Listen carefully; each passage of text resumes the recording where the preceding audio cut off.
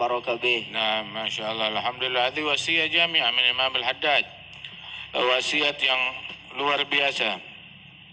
Beliau memulai wasiatnya itu dengan wasiat taqwa, wasiat dari Allah Ta'ala suruh taqwa. Taqwa gampang. Apa yang Allah Ta'ala suruh kerjain, apa yang Allah Ta'ala larang tinggalin. Itu taqwa. Taqwa bukan cuma sekedar kalimat, bukan cuma slogan, bukan cuma sekedar moto ataupun ucapan-ucapan yang diucapkan, tapi taqwa Allah nyuruh kerjain, Allah larang tinggalin, udah nggak ada teori lain, nggak ribet. Yang disuruh kerjain, yang dilarang tinggalin, bas. Itu doang taqwa kepada Allah Ta'ala. Takut sama Allah, takut.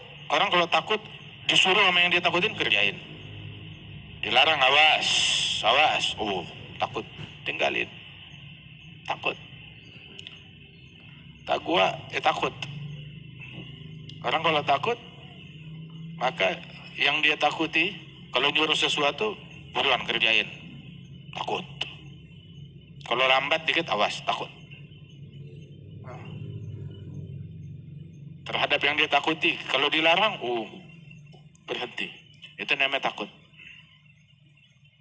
Takut ngerjain apa yang disuruh, ninggalin apa yang dilarang. Ada takut. Simple. Cuma begitu doang. Cuma begitu. Orang kalau dia begitu, ya sudah. Nggak ada kebaikan yang luput dari dia. Makanya mana agama nafsuh, magamal abad min sayyidih, ma yafutuh min khairin syai'. Orang kalau dia bersikap kepada Tuhannya, mana agama nafsuh min rabbih, magama abad min sayyidih, fama fatahu min khairin syai'un. Barang siapa yang bersikap kepada Allah seperti sikap budak kepada majikan, bawahan, karyawan kepada atasan, maka nggak ada kebaikan yang luput dari dia. Cepetan, lelet dipecat loh, diganti. Tapi kalau cepat, kalau gesit naik pangkat. Maka orang yang kayak begini nggak ada yang luput dari dia apapun juga. Mau ngomong sesuatu mikir. Majikanku senang atau enggak? Suka apa enggak? Kenapa? Soalnya dipantau, nggak bisa bergerak ngapa-ngapain. Dipantau pakai CCTV, ada suaranya lagi. Selalu dipantau. Ngomong sembarangan kedengeran. Bergerak sembarangan takut. Takut tuh kalau kelihatan dia lagi ngerjain sesuatu yang nggak disuruh. Atau santai. Makanya Syekh Abu Bakar bin Salim itu sampai tuanya duduknya itu bukan bersila, duduknya seperti orang tasyahud akhir. Sampai ada susah, muridnya bilang, ya Syekh, ta'ab alaik. Ijlis mutarabbi'an, wa anta rayyid. Duduk bersila yang enak. Bilang, hakadha jalsatul abad baina yaday maulah. Beginilah duduknya seorang budak di hadapan majikan. Saya takut, saya selalu dilihat, ditonton. Jadi nggak tenang. Selalu ditonton, berasa ditatap oleh Allah Ta'ala. Ada taqwa, takut kepada Allah Subhanahu Wa Ta'ala.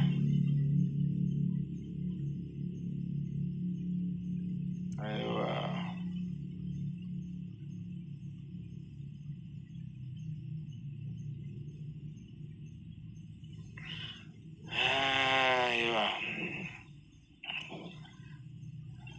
Allah, taqwa Allah, alladzi khalaqak. Allah yang ciptain kamu. Yang nyiptain kita Allah. Bukan bos, bukan bukan hartawan, bukan pejabat, bukan siapa-siapa. Allah yang nyiptain kita.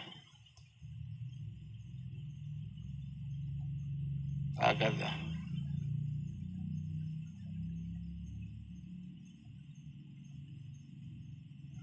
Khalaqaka wa khalaqa kulla syai'. Allah menciptakan segala sesuatu.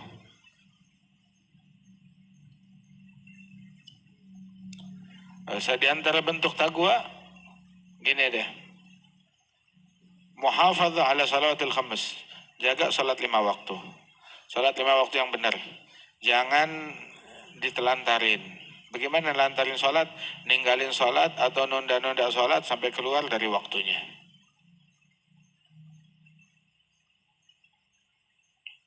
Bagusin rukuknya, sujudnya yang rapi, rukuknya, sujudnya yang genah, yang rapi, yang bagus.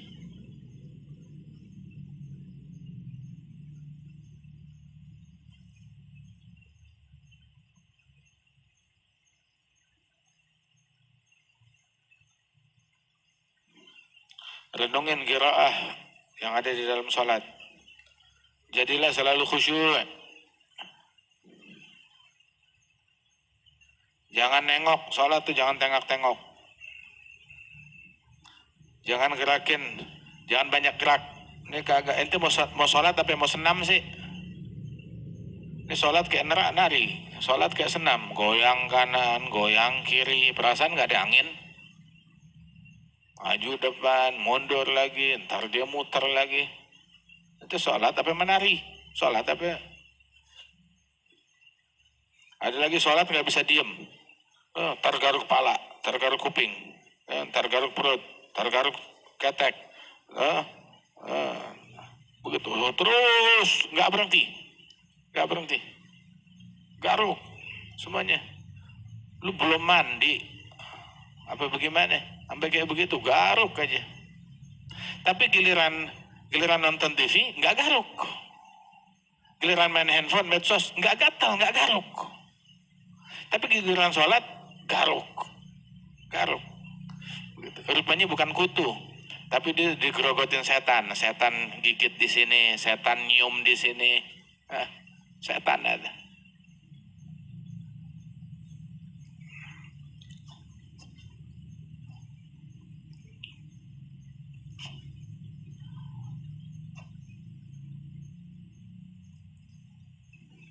Orang kalau nelantarin sholat, di antara bentuk penelantaran sholat itu adalah nengok kanan kiri min ghairi hajah. Alladhi yaltafitu sholatih, al-iltifatu sholat inama huwa ikhtilas, ikhtalasahu syaitan minhu. Itu tengok-tengok dalam sholat itu kayak dicopet sama syaitan, dicuri. Apa dicopet? Dicopet pahala sholatnya. Nengok sini, keambil sama syaitan. Nengok sana, keambil lagi sama syaitan. Sampai udah gak bisa apa-apa dalam sholatnya. Hamba kalau dia sholat, nengok, maka Allah Ta'ala bilang, iltafata abdi ila man huwa khairun indahu minni. Hambaku menoleh, menengok kepada orang yang menurut dia lebih baik daripada saya. Satu. Nengok lagi 2 kali, dibilang lagi, nengok lagi kepada orang yang dikira lebih baik daripada saya. Kalau 3 kali nengok, ditinggal sama Allah. Sono. Bilang katanya minta waktu, mau ngadep sama Allah, mau ketemu, mau ngomong. Begitu, tahu-tahu pas udah depan Allah, dia yang nengok sono. Tinggal, buang waktu. Kayak begini. Ditinggal sama Allah Ta'ala. Itu kalau nengok, kata Imam Al-Haddad, itu kalau nengok muka, kepala. Dan yang dilihat sama Allah itu bukan tubuh, hati. Bagaimana kalau nengok hati? La ilaha illallah. Jangan nengok dalam sholat. Lihat pandangannya ke tempat sujud. Nunduk, lihat pandangan ke tempat sujud. Orang kalau nggak perhatian sama sholat, nelantarin sholat, ninggalin sholat, nunda-nunda sholat sampai keluar waktunya, hatinya mati. Terus rezekinya sempit. Allah murka sama dia. Itu 3 hal. Hatinya mati, rezekinya susah, seret, nggak berkah, Allah murka sama dia. Tapi duit banyak, iya, habis buat rumah sakit. Ya. Duitnya banyak, iya, begitu. Habis buat buat pengadilan. Duitnya banyak, habis buat musibah, buat bencana. Duitnya banyak, iya. Duitnya banyak dihabisin buat maksiat, buat agar dia hari kiamat makin disiksa. Hari kiamat. Nggak berkah. Kalau ninggalin sholat kayak begitu, kalau nelantang, hatinya mati. Sehingga dia selalu hampa, stres, gersang hatinya, kesepian, kosong. Gara-gara nggak sholat. Dan Allah murka sama dia. Kita diambekin orang aja, nggak enak. Oh, fulan marah sama kamu, tetangga marah sama kamu, sahabatmu marah sama kamu, nggak enak kayaknya, hati pegel, nggak enak, nggak enak. Bagaimana kalau Allah yang marah? Makanya tahu gak siapa orang yang dapat nikmat? Siapa orang yang paling berbahagia? Orang yang dapat nikmat, yang paling senang. Tahu gak siapa orang paling senang? Nanti tahu. Tiap hari kita doa. Ihdinas siratal mustaqim, siratal ladzina an'amta alaihim. Jalan orang yang kau berikan nikmat. Siapa orang yang dapat nikmat? Siapa orang yang hidupnya paling nikmat? Yang hidupnya paling nikmat, ghairul maghdubi alaihim.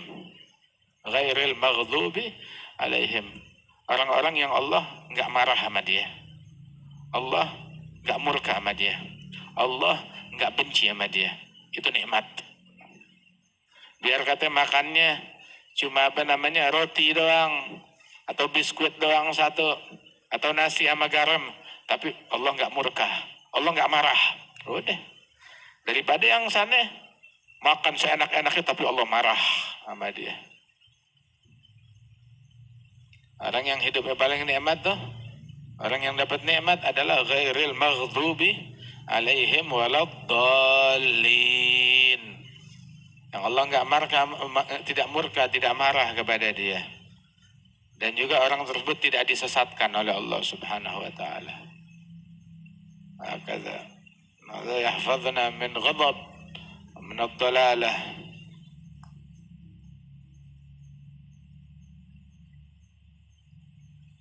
Banyakin Quran tiap saat, tiap waktu. Jangan main handphone mulu. Main handphone jadi nggak berkah.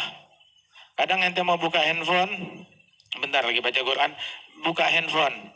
Ya kirain semenit, jawab doang.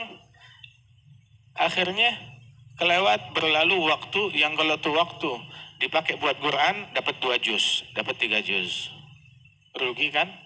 Yang ente bilang sebentaran tuh sejus, 2 juz. Gak berkah. Hidupnya gak berkah. Kalau ada begitu. Terus kalau emang mesti HP, handphone, ya tahu waktu.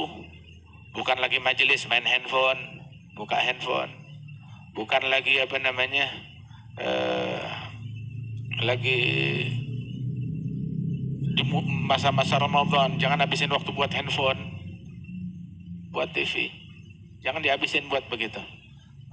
Rugi, nyesel.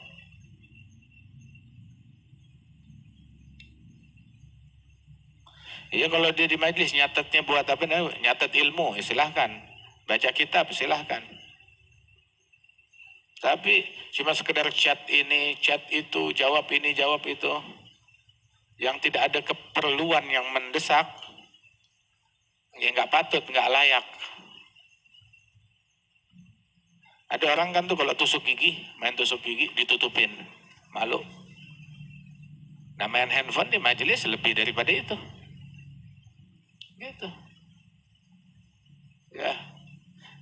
Itu main handphone di majelis ibaratnya kayak ngupil di majelis. Gitu. Kayak orang ngorek hidung nggak ada habis-habisnya, wah terus begitu. Oh di depan lagi dulu nggak terus, hei, begitu. Kenapa hidung lu mampet, dibor aja, dibor. Nah begitu juga jangan sibuk sama HP di majelis.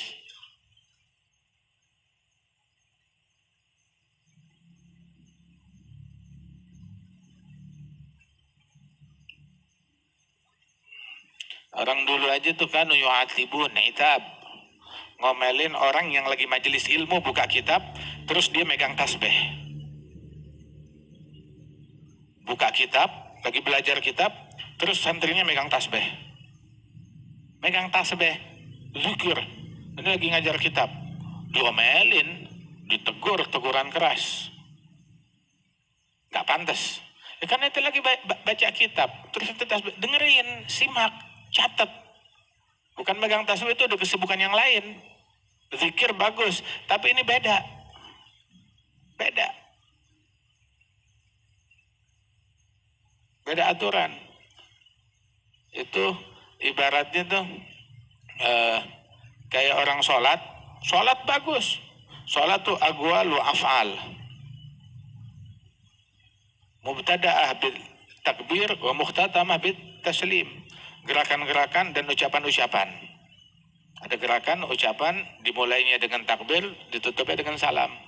Nah, tapi ada tertib, ada aturannya. Waktunya Fatihah, pas berdiri. Waktunya takbiratul ihram, waktunya ruku', waktunya i'tidal, waktunya sujud, ada urutannya. Nggak bisa. Habis berdiri, saya nggak mau ruku', saya mau langsung sujud dulu.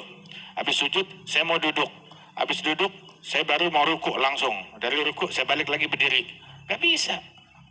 Batal sholatnya kayak begitu. Hatta misalkan nagel rukun gauli ila ghair mahallih.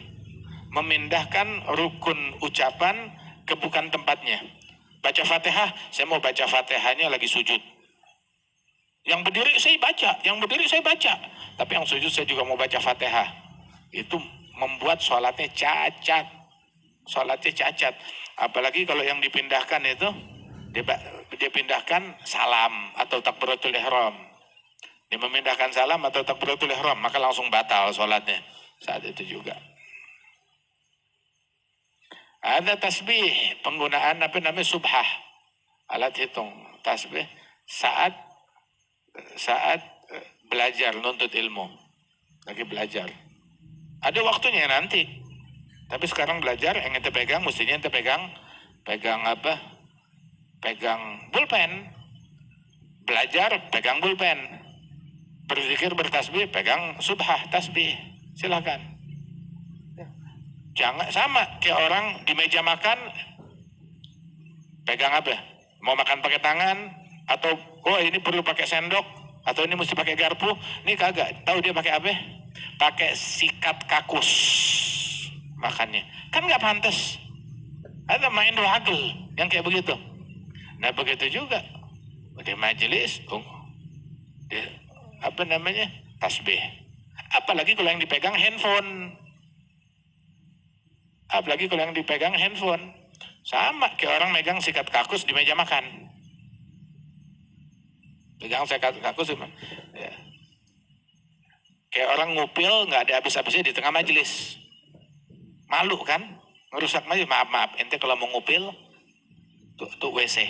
Pergi ke WC sono. Ya. Aduh. Nggak pantas. Enggak, saya nyatet silahkan. Saya baca silahkan. Begitu. Saya ada hajat, hal yang urgent demi kepentingan majelis. Bismillah. Tapi jangan kebanyakan. Darurat, tek selesai. Amat terus-terusan aja begitu. Lu punya gangguan jiwa. Pergi ke psikiater, berobat, ente punya gangguan jiwa. Pergi sana. Kata. Sampai dibilang tuh